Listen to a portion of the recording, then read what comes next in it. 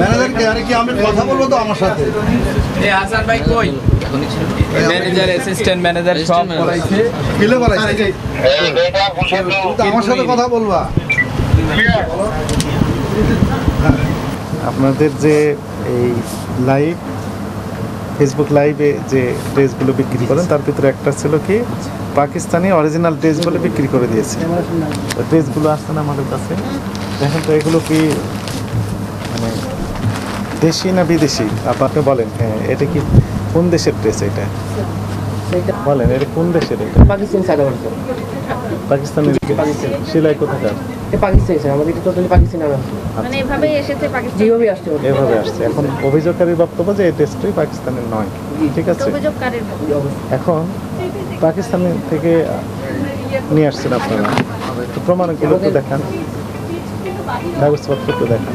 ওইটা আমাদের sir office, সব ডকুমেন্টস এটা আমাদের পারচেজ করা হয় অনলাইনে, আমাদের লোক থাকে তো ওদের যেটা পারচেজ করা হয় সেটা আমাদের অফিসে সম্পূর্ণ। আমাদের এখানে প্রোডাক্ট আনা হয়, আমরা সেল করি, ম্যাম নিজে পারচেজ করে তো। হ্যাঁ, মানে এখানে কোনো কাগজপত্র নেই আমাদের স্যার, সব ডকুমেন্টস একটা নির্দিষ্ট জায়গায় রাখা হয়েছে স্যার। হ্যাঁ, এটা আমাদের অলরেডি আমাদের হেড অফিসে আছে, ওখান থেকে আমরা ফোন দিচ্ছি, সমস্যা নেই, কথা বলতেছি।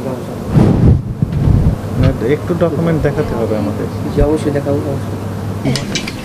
এটা কি কাপড় স্যার? কটন উপর। এটার নাম কি? সাদাবাহার। সাদাবাহার এই ব্র্যান্ডে কতগুলো কাপড় আছে? সাদাবাহার মানে এই কাপড়টা কবে বিক্রি করেছেন? এটা আমরা আরো আগে সেল করছি, আমরা অলমোস্ট আপনার 6 মাস এরকম। এই কাপড় আর নেই এখন? এখন আমাদের স্টকে নেই এই কাপড়ের কোনো স্টক নেই। আপনি যেটা বললেন 6 মাস আগে এই কাপড় শেষ, উনি তো কিনেছে ফেব্রুয়ারিতে, ফেব্রুয়ারি মার্চ এপ্রিল মে 3 মাস। 6 মাস আগে স্টক করা ছিল, এটা আপনারা সেল করছি আমরা মাঝখানে অলমোস্ট আপনার 6 মাস কাছাকাছি এরকম সময় আমরা সেল করে দিয়েছি। উনি তো ফেব্রুয়ারিতে কিনেছে, 3 মাসও হয়নি, আপনি 6 মাস বলছেন কেন? আর কোন আউটলেটে আছে এই প্রোডাক্ট? আমাদের স্টক মানে স্টক শেষ হয়ে গেছে, স্টক আর হয়েছে। অভিযোগকারীর দাবি যে আপনার এই কাপড়টা মানে আপনারা যেটা বলেছেন পাকিস্তানের সাদাবাহার, এটা পাকিস্তানের সাদাবাহার না, এটা আসলে ভুল কাপড় দিয়েছেন আর কি, উনি এটা বলতে চাচ্ছেন। তো আসলে যেহেতু এই লটে কাপড় আর নেই বলছেন, তাহলে এই লটের ডকুমেন্টস আছে না আপনাদের, যে আপনাদের যে কাপড় আসে এগুলোর ডকুমেন্ট থাকে না আপনাদের কাছে? আপনার অনেক আগে তো এটা আমি জানাইছি আমাদের কোম্পানিকে, উনি দেখতেছে, কারণ অনেক আগে তো ওখানে থাকে। জি জি, আমাদের প্রত্যেকটা ডকুমেন্ট একটা নির্দিষ্ট জায়গায় থাকে। আউটলেটের ডকুমেন্টগুলো কোথায় থাকে? যেমন ধরেন যে এখন যদি আমি এই কাপড়টা আপনার দেখতে চাই, এটা দেখাতে পারবেন যে এই কাপড়টা কোথা থেকে এসেছে, কবে কিনেছেন, এই ডকুমেন্টগুলো কি এখন দেখাতে পারবেন? এগুলো আমাদের মানে বেসিক্যালি শপে থাকে না, আমাদের হেড অফিস থাকে। কোনোটাই শপে থাকে না? না, আমাদের হেড অফিস থাকে সব ডকুমেন্টগুলো, যেগুলো আমরা তো শুনানিতে ডেকেছিলাম, তো শুনানিতে তো সেটা উপস্থিত করা উচিত ছিল তাহলে বক্তব্য অনুযায়ী, তাই না? শুনানিতে কিন্তু এটা শুনানি করা হয়েছে কিন্তু, হ্যাঁ। তো তাহলে এইটা যদি উনি ডকুমেন্ট নিয়ে যেতেন যে আসলে আমার এটা অথেন্টিক, ডকুমেন্ট যদি সাবমিট করতে পারতেন তাহলে কিন্তু সমস্যা ছিল না। হ্যাঁ, এই আপনার এই বিষয়গুলো কি আমাদের কোম্পানি ইনচার্জ আছে। হ্যাঁ, কিন্তু হিয়ারিং এ যিনি গিয়েছেন উনি কি এটা জানতেন না? হিয়ারিং এ যায়নি তো। ও যায়নি? না, ওরা যায়নি। ওরা না যাক, কিন্তু কে গিয়েছিল হিয়ারিং? না, যাওয়ার কথা ছিল। প্রতিষ্ঠানের পক্ষ থেকে কেউ আসেনি হিয়ারিং এ। না, উনি বলছিল যাবে, রিসেন্ট একজন যাবে বলেছিল? যাবে বলেছিল, আমাদেরকে একটা যাবে বলেছিল কিন্তু আমাদেরকে যায়নি। দেওয়া হয়েছে, ও অনুপস্থিত ছিল। একটা নোটিশ দেওয়া হয়েছে। হ্যাঁ, যেই এটা নোটিশ বলছে মানে দিছে আপনার 3-4 দিন এরকম 4-5 দিন এরকম হয়েছে। উনি বলছে যাবে, আজকে বা কালকে যাবে, তারপর আপনারা চলে আসছে। আমাদের টাইম একটা দেওয়া হয়েছে নোটিশের, ওই টাইমে তো উপস্থিত হয়নি কেউ। বলছেন ভালো আছে মার্কেটে সেখানে আপনাদের প্রয়োজন, আপনাদের সহযোগিতা পাঠাচ্ছিলাম, ফোন দিতে আসলাম। বিষয়টা হচ্ছে যে আপনার নামে অভিযোগ আছে, লিখিত অভিযোগ আছে ভোক্তাদের পক্ষ থেকে। হ্যাঁ, অভিযোগের প্রেক্ষিতে নোটিশ জারি করা হয়েছে এবং নোটিশ না রিসিভ করেছে, জিপি করে দেওয়া হয়েছে। ইয়েস, এক্স্যাক্টলি, ওনারা পেয়েছেন। অ্যাসিস্ট্যান্ট ম্যানেজার সাহেব বলেন যে হ্যাঁ নোটিশ পেয়েছেন, তারপরে ওনারা যোগাযোগ করেনি। নোটিশে লেখা ছিল যে এই তারিখে শুনানি, এই তারিখে উপস্থিত বলেন, সেটা নিয়ম তো তাই, কারণ আমার একবার আসছিল, আমরা যাই শুনানি করছি, শুনানি করতে তো হবে, কিন্তু বসে থাকলে তো হবে না। এখন কি বলে ম্যানেজার, ওই এখন একটা চিঠি দেন, ওনারা যদি এত তারিখের মধ্যে না আসে তাহলে গুরুতর অভিযোগ।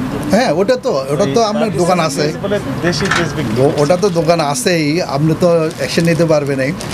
আমার মনে হয় আরেকটা চিঠি দেন, উনি মনে হয় ঢাকার বাইরে আসলে অবশ্যই যাবে, না গেলে তো আমরা আছি, আমরা হেল্প করবো নাকি? হ্যাঁ, আপনি সিদ্ধান্ত নেন, আমরা একটু আলাপ করে হ্যাঁ, sure, sure. সেই সময় নিয়েছেন অ্যাসিস্ট্যান্ট হ্যাঁ হ্যাঁ জিএম আসবে আচ্ছা, অসুবিধা নেই। 20 মিনিট পার হয়েছে, তারপরে তো আসছেন না, আমি তো ছিলাম না, আমি দৌড়ে আসছি শুনে, যেহেতু চেষ্টা করবো। আমাদের সহকর্মী। হ্যাঁ, ঠিক আছে, ঠিক আছে।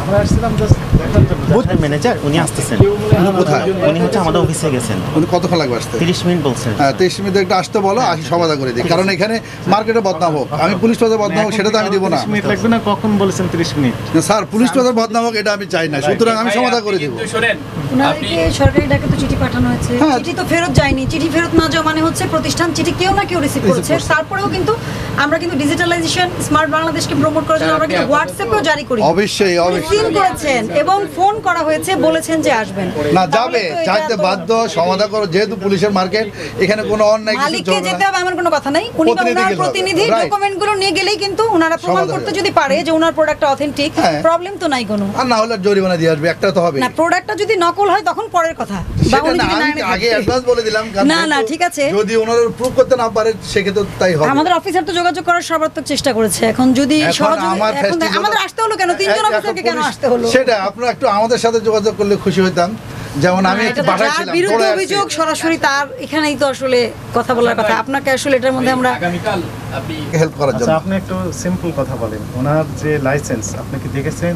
না, ওগুলা তো আমি কি দেখি লেখা আছে লাইসেন্স? ওনাকে trade ভাড়া license দিয়েছেন, উনি কিসের ট্রেড লাইসেন্স ওনার সেটা বলেন। ধরন, একটা ব্যবসার কলাম ধরন কি? আচ্ছা, আচ্ছা, 5 নম্বর 6 নম্বর কলাম। ওগুলো চেক করে নেই আমরা। তাহলে তো আপনি যে এখন থেকে করবেন, তাহলে এখন আপনার করবো, এখন আপনার করবো। দায়বদ্ধতাটা ওখানে।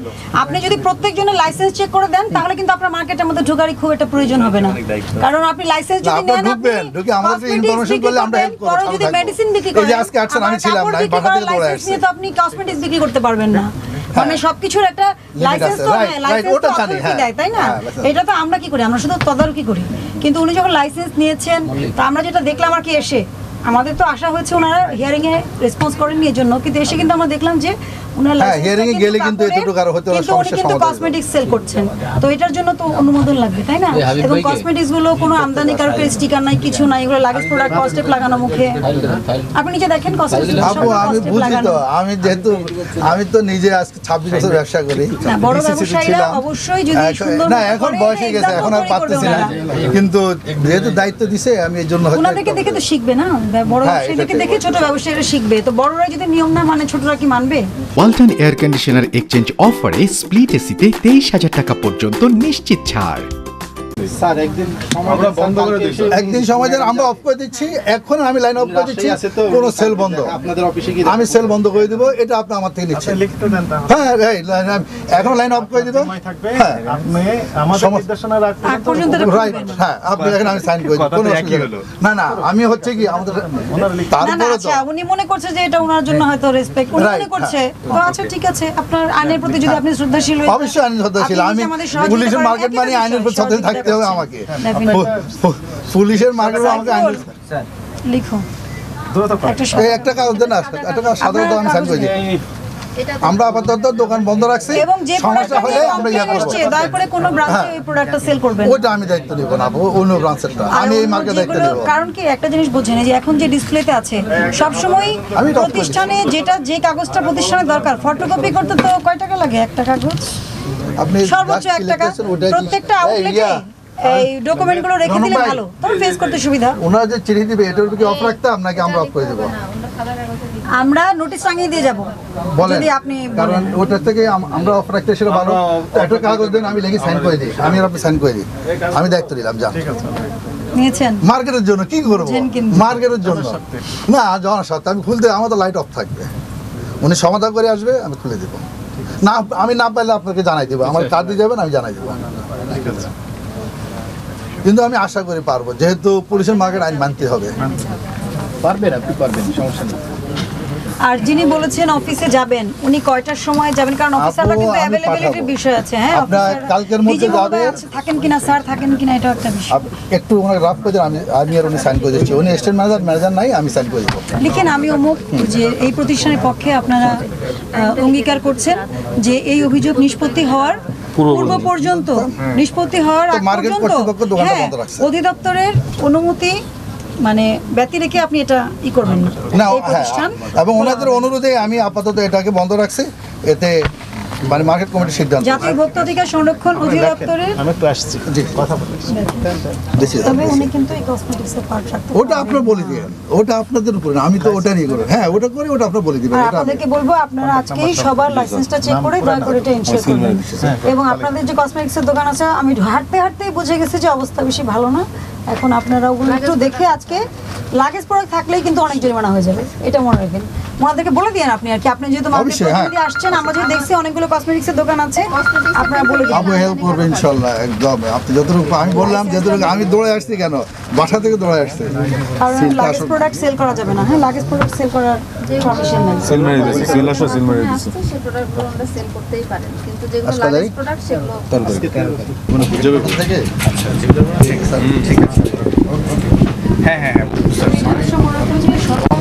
সরকার নোটিশ দেওয়া মানে তো আপনাকে হাজির হতেই হবে। যখন আমি ভিডিও না না এমনি কি কত বড় বড় প্রতিষ্ঠানকে নোটিশ পাবেন না আমরা? সবাই তো বলে থাকে টিভি পিসি গাড়ি নোটিশ বন্ধ করে দিচ্ছে। সব লাইট অফ করেছে। স্যার ওটা তো main আমার কাছে, ওদের কাছে নেই। আচ্ছা না না গেটটা যে তালা, গেট কি লক দিয়েছে আবার পরে? ভোক্তা অধিকার সংরক্ষণ অধিদপ্তরের মহাপরিচালক মহোদয়ের নির্দেশনায় এই বিশেষ অভিযানটি আজকে পরিচালনা করা হলো। তো জাতীয় ভোক্তা অধিকার সংরক্ষণ অধিদপ্তরের যে সিসিএমএস যে সফটওয়্যার রয়েছে, এর মাধ্যমে বেশ কয়েকটি অভিযোগ এসেছে এই প্রতিষ্ঠানের বিরুদ্ধে যে পাকিস্তানি ড্রেস তারা অনলাইনে বিক্রি করে, কিন্তু ডেলিভারি দেওয়ার সময় ঠিক তারা দেশি যে ড্রেস সেগুলো পাকিস্তানি নামে বিক্রি করে আসছে দীর্ঘদিন যাবত, এবং শত শত কাস্টমার এরকমভাবে প্রতারিত হচ্ছে।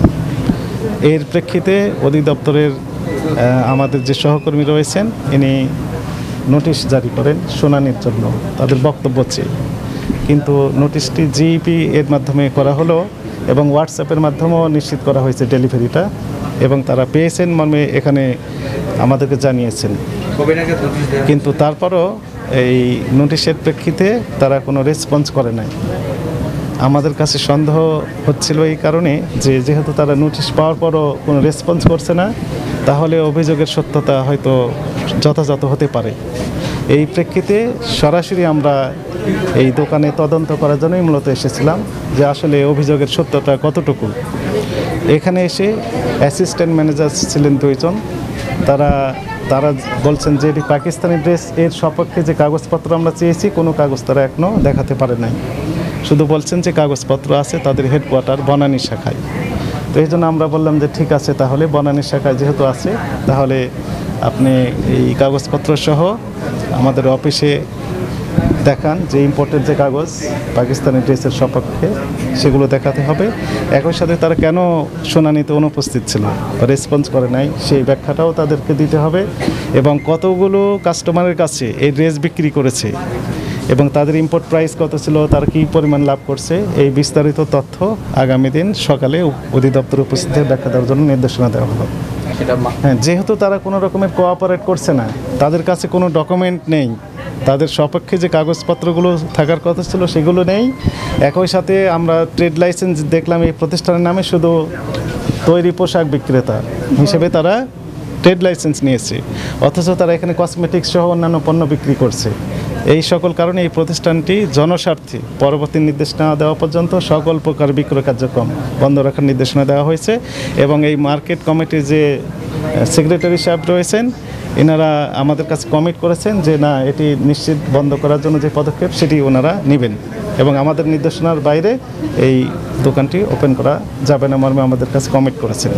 জনস্বার্থে আমাদের এই ধরনের অভিযান অব্যাহত থাকবে। Thank you.